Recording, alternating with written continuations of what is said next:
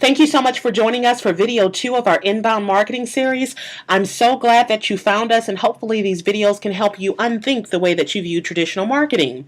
If you've been paying attention to changing consumer taste over the past few years, you probably would agree that the way that consumers view and receive your marketing messages are changing. They're creatively finding new ways to prevent traditional types of marketing to reach them. And we're talking about radio and TV and newspapers and direct mail and cold calling, all of the tools and techniques that are taught in our marketing textbooks. If you want to reach them, you've got to get creative with your marketing efforts, which means that you have to unthink much of what you already know about advertising and replace it with a new approach. That's what inbound marketing is all about. With inbound marketing, you will pull customers to you rather than pushing your message out. Rand Fishkin, who is the founder of SEO Moz, says that there's no black magic to successfully attracting visitors via the web. He knows about this stuff, and I agree with him. There is a science to inbound marketing, and I want to turn you all into mad marketing scientists. I want to show you how to use inbound marketing to systematically achieve online marketing success. The science involves 3 different steps. 1 is getting found.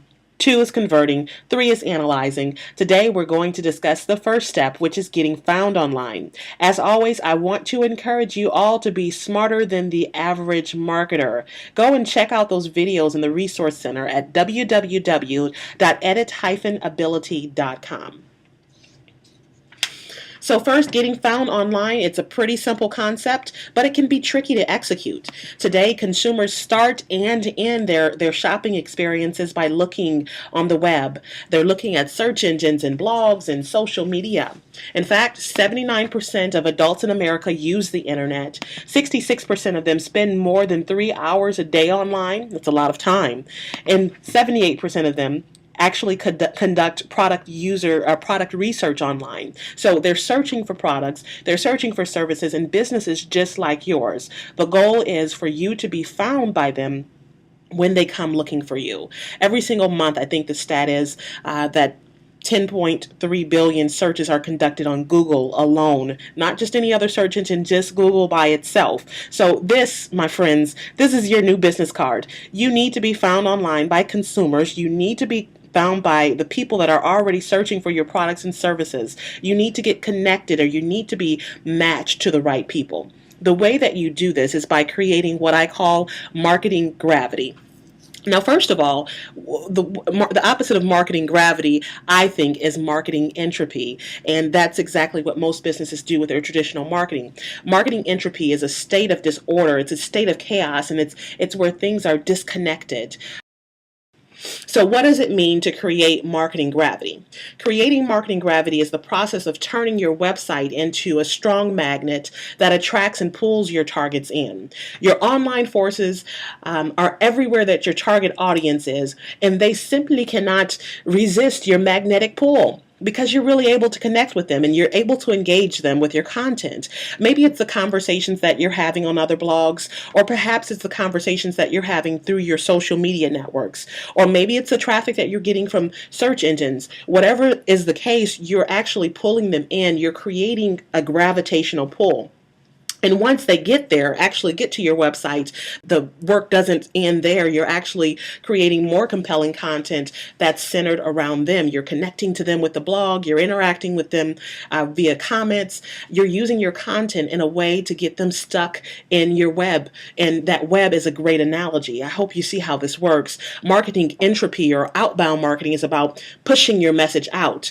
All of the elements are disconnected and fragmented. But with marketing gravity, or inbound marketing, you're creating opportunities for them to interact with you out there in the internet, but you're also connecting every single one of those opportunities you have out there in the internet back to your website, back to your blog. A great way to think about it is a spider web. All of those marketing elements are out there, and they should connect back to your center, your website.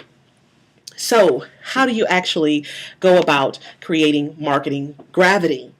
It would have been really nice here to be able to use Newton's law of gravity as an analogy, but the product of two masses divided by the distance between the masses and multiplied by the gravitational constant, yeah, that didn't sound as good, and it wasn't as catchy. Major fail. What does have a ring, however, is E equals mc squared. Einstein's theory of relativity is just going to have to do here. The way that you create marketing gravity online is E equals mc squared. E represents the elements of your website. M represents the momentum that you create with your promotional efforts. And C represents the content that you create to attract visitors and keep visitors. So your web elements can create a gravitational pull when good content is combined with focused momentum. This is the new theory of marketing relativity, the new inbound marketing theory of relativity. E equals mc squared. We'll first start with the elements of your website. As a child, did you ever wonder why your parents felt that it was so important that you ate the most dreadfully disgusting green things? I love this book that I have pictured here because it reminds me so much of myself. I was the type of kid that wanted to eat the chicken and the steak and the meat, but leave the mashed potatoes on the plate, and that wasn't going to happen in my house. As an adult, I'm sure that you probably have figured out by now a balanced meal is essential to your health. A diet that eliminates or ignores one or more of the food groups is going to have a negative impact on your body in the long term. Balance is as crucial to your web efforts as it is to your diet. While most small businesses focus just on one food group, there are actually 3 equally important food groups or elements. So with inbound marketing, you should try to achieve a balance between all of them. Those 3 different elements are having a solid website, having an engaging blog, and having a presence in social media. So first, solid website. A solid website that talks about your company and how your company can help your target audience is really, really, really important. With a solid website, you're going to create your core web pages, which are like your About Us page or your company page or your contact page, products pages. Those are really important because they build credibility and they give your visitors confidence in you and the services that you provide. But I have to say that these although these are places where you place your bragging rights, in the sense you get a chance to tell the world how great you are, it's important to remember that they should still be presenting the information in a non-salesy way, and it should speak to your customers from your customers' perspective. There has to be a balance there. So a solid website that is professional, that's attractive, and that clearly discusses who you are, that is one of the elements of a web presence. And that one element is really important. But this is also where most companies stop. And that's why I love this inbound marketing methodology, because a website, as important as it is, it's not the beginning and end of your web presence. There's so much more to online marketing than having an awesome website. One of the other elements of inbound marketing is your blog.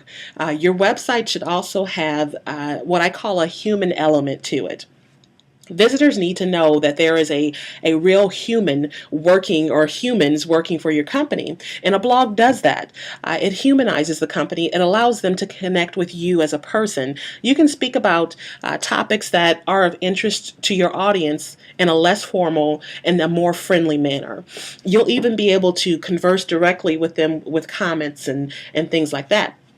So this is the type of interaction that your website visitors really crave. And it's also the type of content that Google likes. The search engines love it. And I could probably go on and on about the benefits of blogging.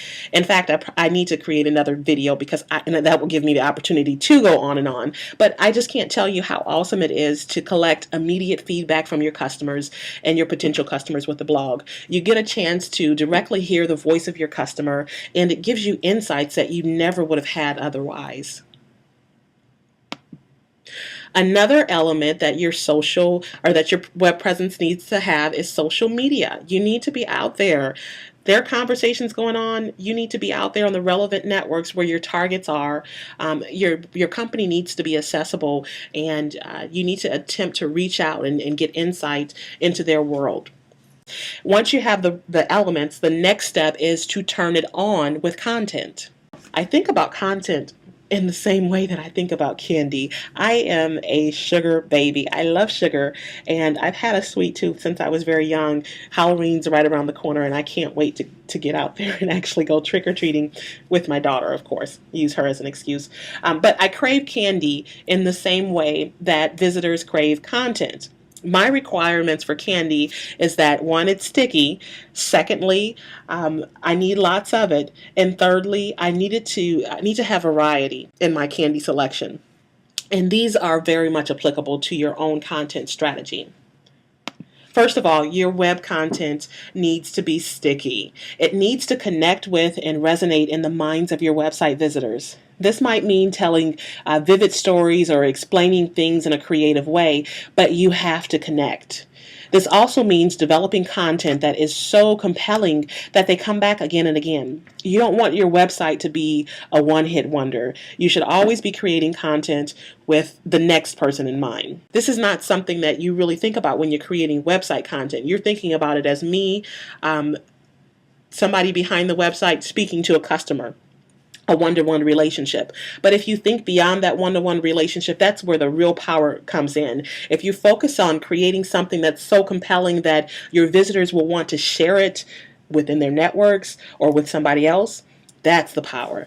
In addition to having a sticky website and sticky content, your website needs to have a lot of it. Consumers crave content and they crave information. They have an insatiable appetite, and your job is to be the buffet. The more food options you have, the better. The more pages you have, the more opportunities you have to win the search engine lottery. 50 or 100 pages and blog posts give you 50 or 100 times more opportunities for exposure than a traditional 5 to 10 page website. In addition to having a lot of content, that content needs to be varied. It needs to have variety. Sometimes I feel like a Jolly Rancher. Sometimes I feel like having a Snickers or maybe some sweet tarts. The point is that when it comes to my candy, I like variety. In the online space, variety is the spice of life. This is because people learn in different ways and they like to be entertained in different ways. Try to communicate your message in more than one different way here. Instead of text here and image there, use a video sometime. Add a cartoon. Try an interactive quiz or a game or something like that. Find different ways to add multiple dimensions or layers to your website content and make it more interesting and more engaging. So E equals MC squared. The only thing left to talk about is momentum. You need to create momentum with your promotional activities. In one of my posts, I discussed the flywheel concept from Good to Great, a book by Jim Collins. The flywheel is a machine that requires you to push it with great effort, inch by inch by inch. Eventually, it builds an unstoppable momentum. This concept is the perfect illustration of how your promotional activities will build and create momentum when you use this formula. Think about the three elements of your web presence and the amazing pieces of content that you're going to create. Independently, they're pretty great, but when they're combined synergistically with a powerful promotion strategy, they're going to build an unstoppable momentum. The sum of their parts in that way are greater than their whole. The flywheel concept is important to keep in mind as you move forward with your promotional activities. Those promotional activities will include things like search engine optimization, promoting with social media, listening and actually participating in conversations that are out there. So that's the thought process behind how to stop random acts of marketing and instead create gravitational pull with your online marketing efforts. When you think about creating marketing gravity, think about E equals MC squared. Your web elements can create a gravitational pull when good content is combined with focused effort. When Einstein created the theory of relativity, his contention was that mass and energy were exactly the same thing, just in different forms. His theory is all about understanding what it takes to convert energy to matter. Clearly, I am no Einstein, but I do have a theory of my own. My contention is that marketing entropy and marketing gravity is exactly the same thing, but they're just in different forms. What I shared with you today is a formula that you can use to convert entropic, disconnected marketing activities that have a lot of energy into a marketing activity and promotional effort that is meaningful and that matters.